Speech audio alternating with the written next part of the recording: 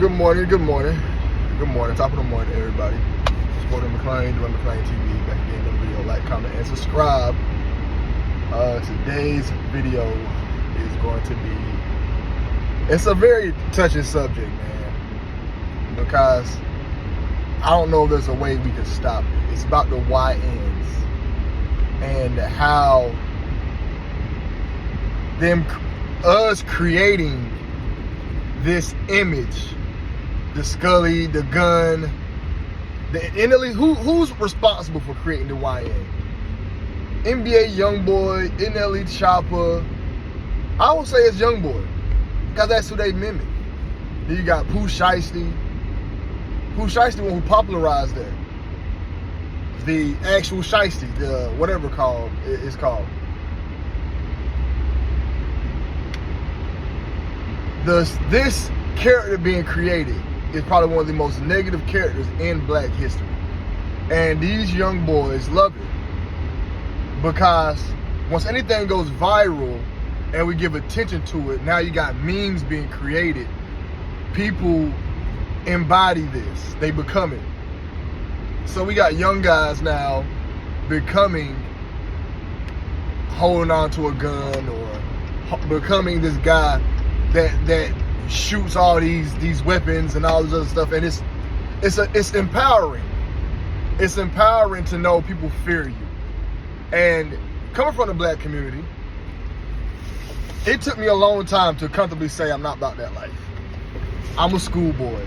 A long time to say it confidently and not care.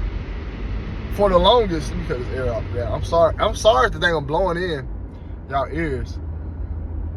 For the longest time, I struggled with my own confidence by wanting to portray something I wasn't, wanting to be something that I wasn't, because I feared being ridiculed by my community.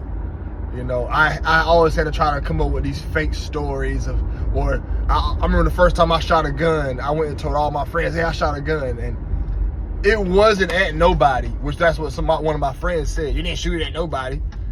My first time I shot a gun was, my mom had a crazy boyfriend, and he used to take me shooting.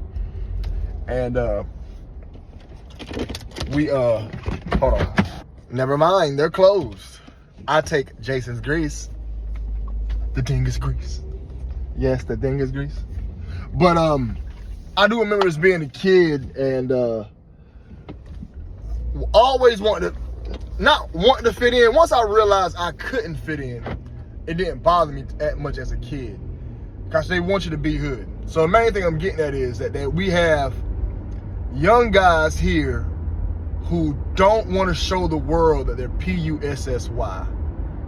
You don't want to be that in the Black community.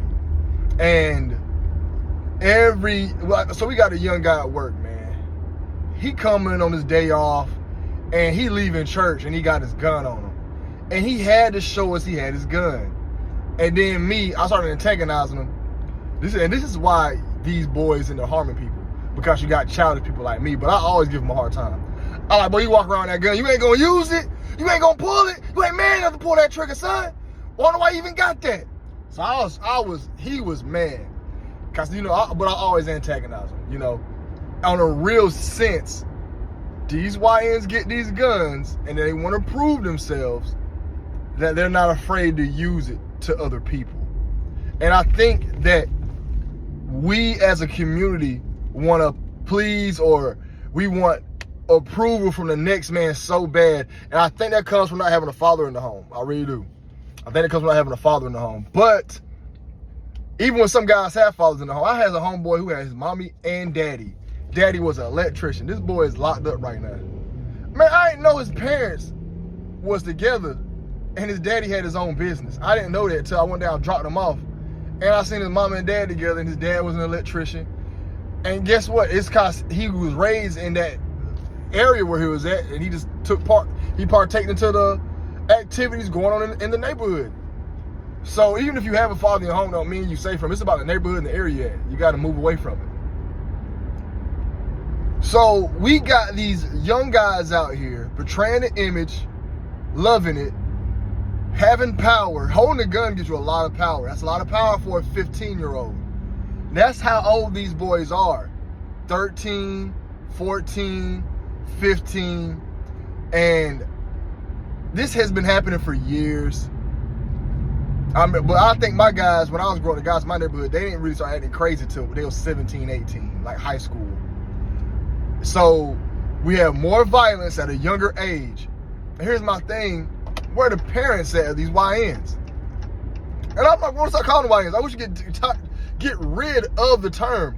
But now the character's created, the mindset's created, we have to dissect it this way and talk about it this way because it's already here now. But where are the parents of these YNs? Let me tell you what happened. These YNs, if they're 15, they were born in 2010. All the women who had babies in 2010 were either born in 97, 98, 90, no, not 97, got to be 13. Born in 90 to, they're my generation. They're my generation with these 15-year-olds. And they were born in 89, 88, or 86. So from 86 to 95 is the ones who had these YNs pretty much, right? If you look at any woman, especially in the black community, who is between the ages of 35, cause she's 35 with a 13-year-old, she had a baby at 12. Dang, that's not working. So it gotta be a little older. My math is not mathing. So it gotta be the people born like, so say she's like born in 1986. You look at anybody in my generation, pretty much from the ages 35 to 45, what are the women still doing? They're single, working, and they still think they're young, and they don't have a man. 9 times out of 10. What are the guys doing? What are the fathers doing? Doing drugs, smoking weed on Instagram. When they made it uncool to grow up and be at home, that's what caused all the problems in our community. So these YNs now don't have no parenting, they ain't got no mom, and they're just out here wreaking havoc, causing issues. Let me run to the store real quick. Why is Charlamagne the Guy still on the radio? Oh my gosh. Shit. I know when you're driving, you know what I'm saying? Anyway, we'll talk about that in another video. Anyways, back again. Sorry for all the miscaps. You know, we'll probably edit this out. Anyways, the YNs don't have no parenting at home, no guidance, no leadership, nobody to hold them accountable, and we made it cool. The memes, when you make stuff a meme, kids are going to follow it. And I don't think these young guys know about the issues or the trauma that's about to come to them. They're about to go to jail for a long time. 15, 16 years old, getting tried as a man. It's all your good years, man. It's your prime years, man. And that is the play. Let's get rid of these guys, the warrior race, the guys with ambition. Cause let me give you guys a positive. It takes a lot of a certain type of person to pick up a weapon and fire it, right? It's a risk taker. It's a risk taker. It's a person who's courageous. You need that type of stuff out here in this world. I'm gonna give you guys, and the smallest example would be me for an example. I walk into places and pass out my business card and talk to the owner. Hey, where's the manager at? The average person is nervous to do that. They're not gonna do that. If we had these guys put their energy into other areas of their life, man, these boys would be so successful. But we got them raised in the wrong areas, where we prop up the violence, we reward them for being violent, we got memes out about them. Look how many young boys is probably doing it and they think it's cool because now we fit in. I'll give you guys an example, all right, of wanting to fit in as a black kid. It means a lot. It means a lot. My mom worked very hard for me growing up, but she had 3 children on a very, very limited salary. She had to pay for a house, home, car, everything. She couldn't buy me the J's, so I'll go to school and get picked on. That's why I'm so good at talking junk, cause you wasn't about to pick on me without me shooting back. And I remember just seeing the other boys. I knew I would have more personality than them. Like, I was funnier, but I wasn't accepted because I wasn't fly or fresh. See, back in the day, in the early 90s, early 2000s, if you didn't have clothes, you wasn't popular. You were banned from being the cool kid if you wasn't fresh. So I always wanted Jordans and I always wanted J's. And I remember when I first got my first pair, I thought I was the man. I couldn't fit in because I didn't have a bunch of them. You know what I'm saying? But I remember getting a compliment from the girls. And it's still like that in our community now. A black girl ain't gonna look at you. Okay, most black women, urban black women, will not look at you if you ain't got J's. I remember I bought like 3 pair of J's last year. I sold them because them bad boys hurt my knees, bro. Man, I got one good knee. I had one good knee. My right knee never gave me problems. Never. I could run. This is the reason why I can still run, the right knee. Bought some Jordans last year. Man, I wore them Jordans out, walked around, and my knee blew out. I'm like, no. The second day I wore them, both knees blew out. I'm like, no. Then I bought another pair. And so you lacing them up wrong. I'm like, man, these shoes are uncomfortable. They hurt.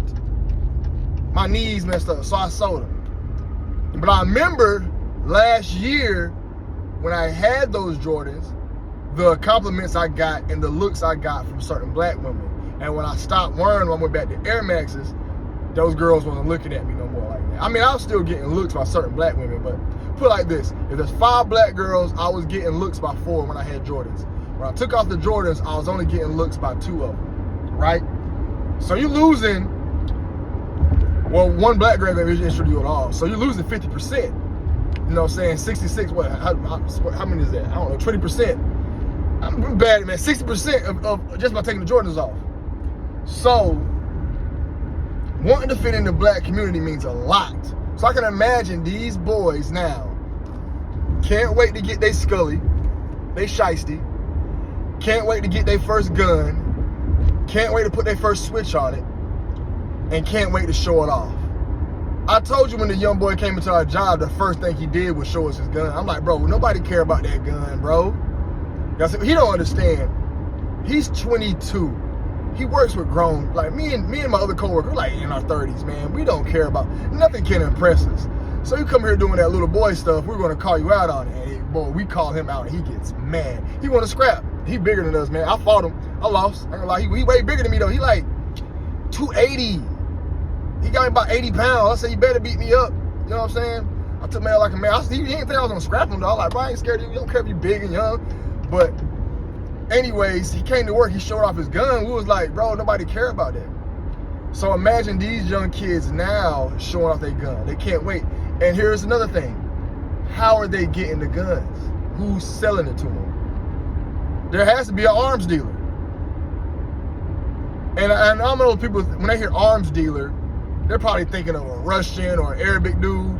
Nah, there is, I tell everybody, there's a fully functioning CIA operative in your neighborhood right now living like a regular person.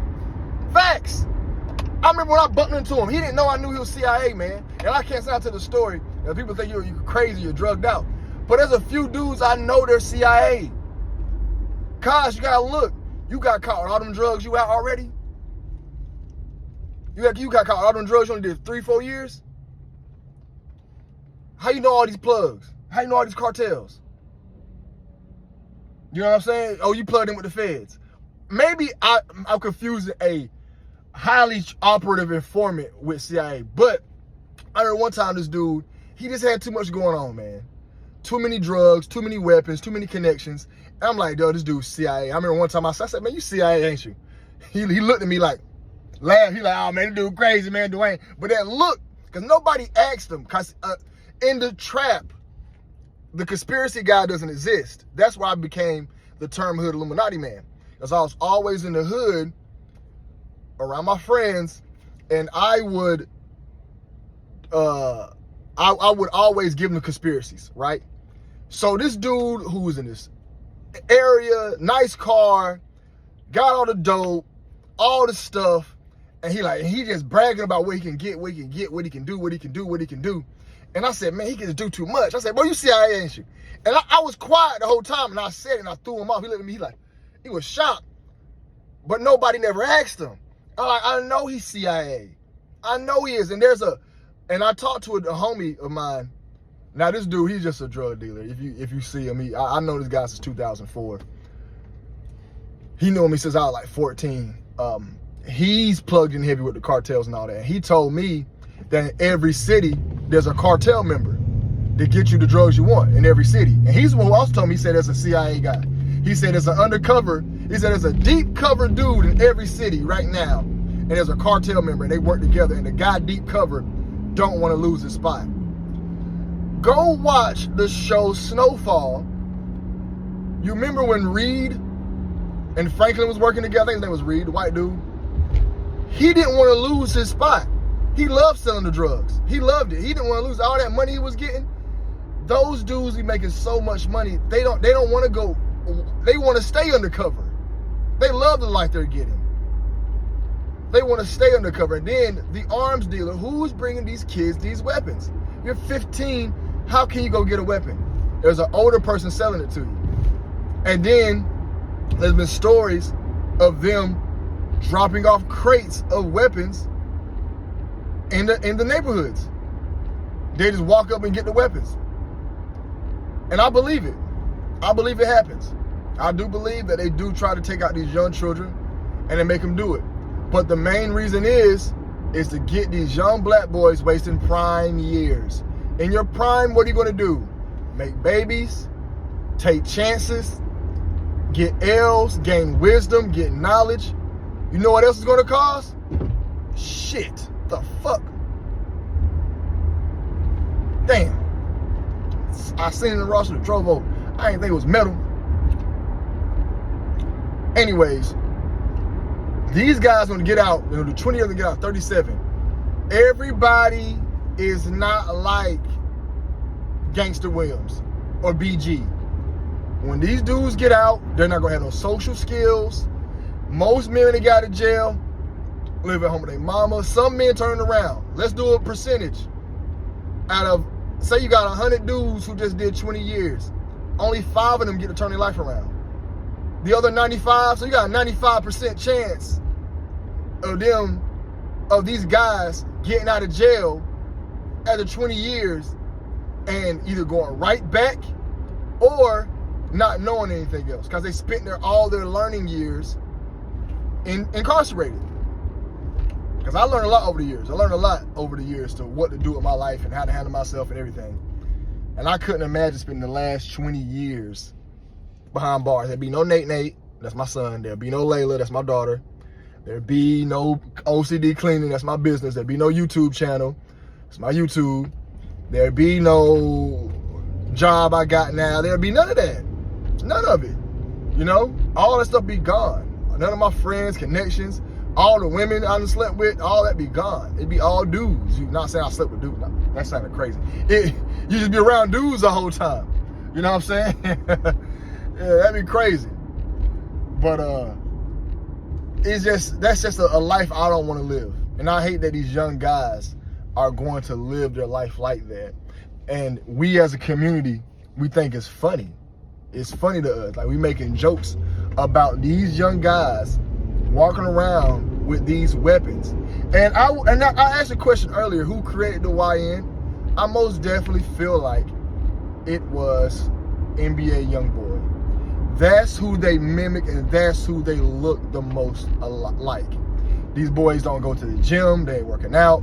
And then if you look at all the music that's out now, every young guys is in, think about it, YN, Youngboy, oh man, it was NBA Youngboy, he created it. If you look at every boy now who has a rap song, they're in a video with a bunch of weapons, squeezing triggers and stuff, and looking gangster, and all the other stuff. That's how they look, you know what I'm saying? And when you see them in the videos now. That's what it is. And everybody thinks it's cool. I get confused by this road every time. But I wish we could get rid of it.